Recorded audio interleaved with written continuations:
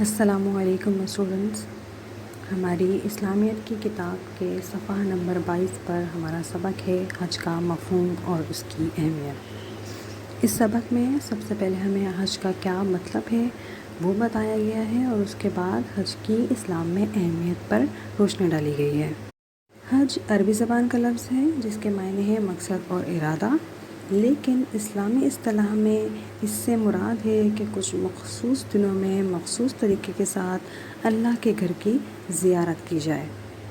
جیسا کہ آپ لوگوں کو پتہ ہے کہ اسلام کے 5 ارکان ہوتے ہیں اور سب سے آخری رکن حج ہے۔ حج ایک مالی عبادت ہے۔ حج زندگی میں صرف ایک بار فرض ہے۔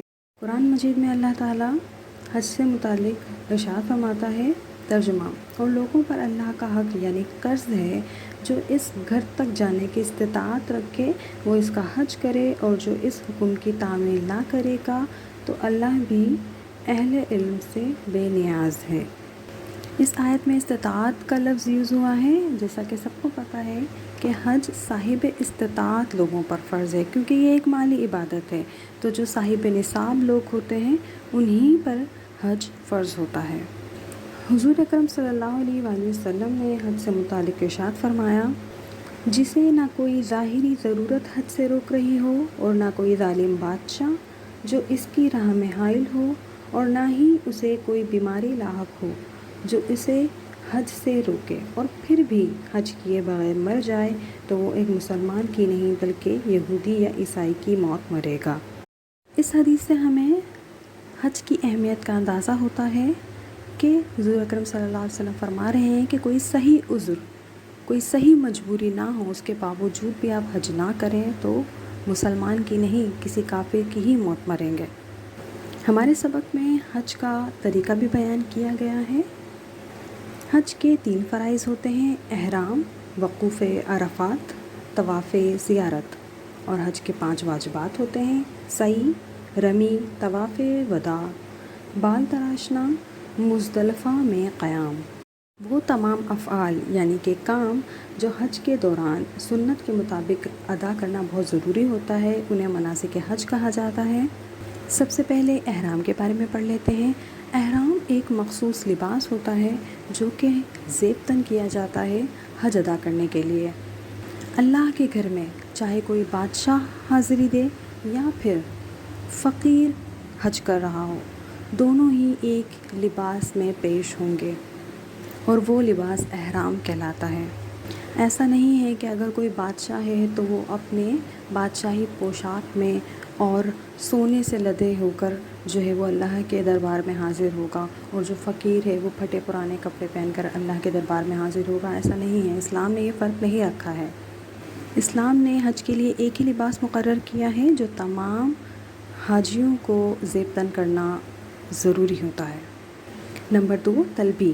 احرام باندھ کر اور 2 نفل ادا کرنے کے بعد جو کلمات بلند آواز میں پڑھے جاتے ہیں انہیں تلبی کہتے ہیں۔ جیسا کہ آپ لوگوں نے بھی سنا ہوگا، وہ کلمات یہ ہیں: لبیک اللہم لبیک، لبیک لا شریک لک لبیک، ان الحمد والنعمت لک والملک لا شریک لک۔ ترجمہ: میں حاضر ہوں اے اللہ، میں حاضر ہوں، تیرا کوئی شریک نہیں، میں حاضر ہوں، بے شک تمام تعریفیں اور نعمتیں تیرے لیے ہیں، اور ملک بھی، تیرا کوئی شریک نہیں۔ اب طواف کے بارے میں پڑھ لیتے ہیں۔ خانہ کعبہ کے گرد چکر لگانے کو طواف کہا جاتا ہے۔ طواف کا آغاز حجر اسود سے کیا جاتا ہے۔ 7 چکر لگانے کے بعد 2 رکعت نماز ادا کی جاتی ہے، یعنی طواف 7 چکروں میں مکمل کیا جاتا ہے۔ سعی کے بارے میں پڑھ لیتے ہیں۔ سعی کے لفظی معنی ہیں کوشش کرنا۔ کے دوران صفا و مروہ جو کہ 2 پہاڑیوں کے نام ہیں، ان کے درمیان دوڑنے کے عمل کو سعی کہا جاتا ہے۔ عرفات کے بارے میں پڑھ لیتے ہیں۔ عرفات ایک جگہ کا نام ہے۔ وقوف عرفات یعنی عرفات میں ٹھہرنا، یہ بھی فرائض میں سے ہے۔ اس میدان میں تمام حاجی 9 ذی الحج کو جمع ہوتے ہیں، خطبہ سنتے ہیں اور ظہر اور عصر کی نمازیں اکٹھی پڑھتے ہیں۔ رمی کے بارے میں پڑھ لیتے ہیں۔ رمی کا مطلب ہے پتھر مارنا۔ حاجی 11، 12 اور 13 ذی الحج کو شیطان کو کنکریاں مارتے ہیں، اس عمل کو رمی کہا جاتا ہے۔ مینا میں قیام بھی سنتوں میں سے ہے۔ مکہ سے چند میل کے فاصلے پر مینا کا میدان ہے۔ یہاں حاجی جو ہیں وہ 2 سے 3 دن قیام کرتے ہیں، قربانی دیتے ہیں، بال تراشتے ہیں اور احرام کھول دیتے ہیں۔ حج مکمل ہو جاتا ہے۔ حج سے فارغ ہو کر مکہ چھوڑتے وقت جب ہم وداع ہو رہے ہوتے ہیں مکہ سے، تو بیت اللہ کا طواف کیا جاتا ہے، اسے طواف وداع کہا جاتا ہے۔ یہ جو طواف ہوتا ہے یہ ہر حاجی پر لازم ہوتا ہے۔ سب سے آخر میں مزدلفہ میں قیام۔ مزدلفہ مکہ مکرمہ سے 6 میل کے فاصلے پر واقع ہے۔ 9 ذی الحج یعنی 9 ذی الحج کی شام کو تمام حاجی میدان عرفات سے واپس آ کر، جب میدان عرفات میں ٹھہرے ہوتے ہیں وہاں سے واپس آ کر مزدلفہ میں رات گزارتے ہیں، اور یہ رات بہت ہی افضل ہوتی ہے۔ حج اسلامی مہینہ ذی الحج کی 9 تاریخ کو ادا کیا جاتا ہے۔ حج سنت ابراہیمی ہے، جیسا کہ عید الاضحیٰ پر جو ہم جانور قربان کرتے ہیں وہ بھی سنت ابراہیمی ہے، ویسے ہی حج بھی سنت ابراہیمی ہے۔